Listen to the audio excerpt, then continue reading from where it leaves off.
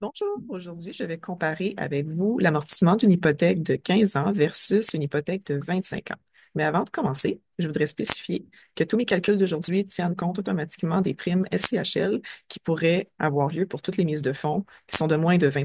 Donc, par exemple, une mise de fonds de 5 quand on veut être propriétaire occupant, la banque va nous demander de prendre une assurance prêt avec la SCHL, entre autres, et ça ajoute des frais à nos paiements d'hypothèque. Donc, imaginons qu'on veut s'acheter une maison et le coût de cette maison est exactement 500 000 dollars. C'est pas un hasard. Aujourd'hui, là, j'ai choisi 500 000 dollars parce que c'est à peu près la moyenne du prix des maisons unifamiliales. Peut-être pas à Montréal, mais en tout cas à l'extérieur, en banlieue de Montréal, disons. Et puis aussi, quand c'est un montant de 500 000 dollars, la mise de fonds va être de 5 pour la première tranche de 500 000 dollars. Quand on dépasse 500 000 dollars, la mise de fonds va être plus élevée. Donc, pour aujourd'hui, je voulais une mise de fonds exactement de 5 pour la calculer. Donc, aujourd'hui, on parle d'une mise de fonds de 25 000 dollars. Alors, le montant du prêt de la banque est de 475 000 dollars. À ça, il faut ajouter, pardon, justement, le coût de l'assurance prêt hypothécaire, qui, dans ce cas-ci, est de 19 000 dollars. Ça va s'étaler sur nos paiements mensuels.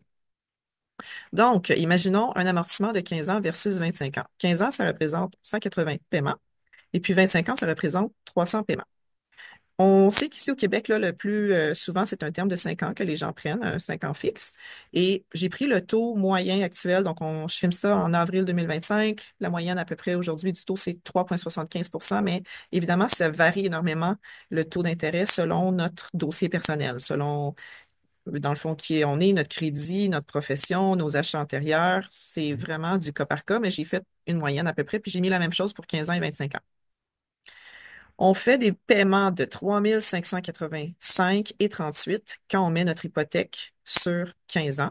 Et si c'était sur 25 ans, vous allez dire, oh, c'est beaucoup plus avantageux, 2 532 et 3. En effet, c'est plus de 1 000 dollars moins cher quand on met notre hypothèque sur 25 ans. Mais regardez bien ma prochaine diapo. Vous allez payer beaucoup plus d'intérêt sur une hypothèque de 25 ans. Et là, ça, l'intérêt, ça veut dire que c'est pas de l'argent qui va sur le remboursement du capital, là. C'est pas le remboursement du prêt initial de la banque de 475 000. C'est juste dans le fond, les paiements que vous faites à la banque. Donc, pour une hypothèque de 15 ans, un amortissement de 15 ans, vous allez payer 170 368 dollars en intérêt seulement, ce qui est quand même énorme.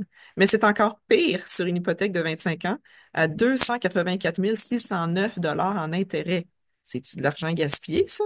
Bon, en tout cas, ça fait donc un total, votre maison qui coûtait à l'origine 500 000 dollars, vous allez la payer sur 15 ans 670 368. Et si vous la payez sur 25 ans, elle va non pas vous coûter 500 000 dollars, mais 784 609. C'est énorme. Tout ça pour dire que, enfin, vous allez économiser 114 000 241 si vous prenez un amortissement de 15 ans plutôt que 25 ans. Alors, la conclusion, vous voulez que votre maison soit une bénédiction et non pas un fardeau.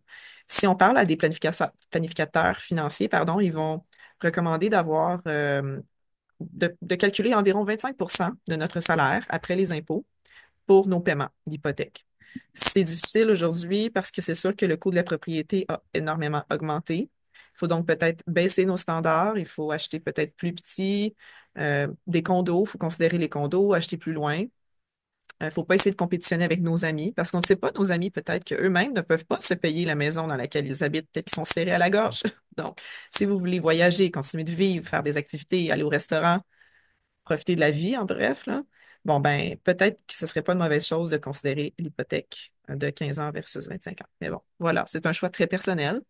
Et cette vidéo s'adresse aux gens qui veulent acheter une maison pour y habiter et non pas aux investisseurs qui vont louer leur bien immobilier parce que c'est une situation bien différente.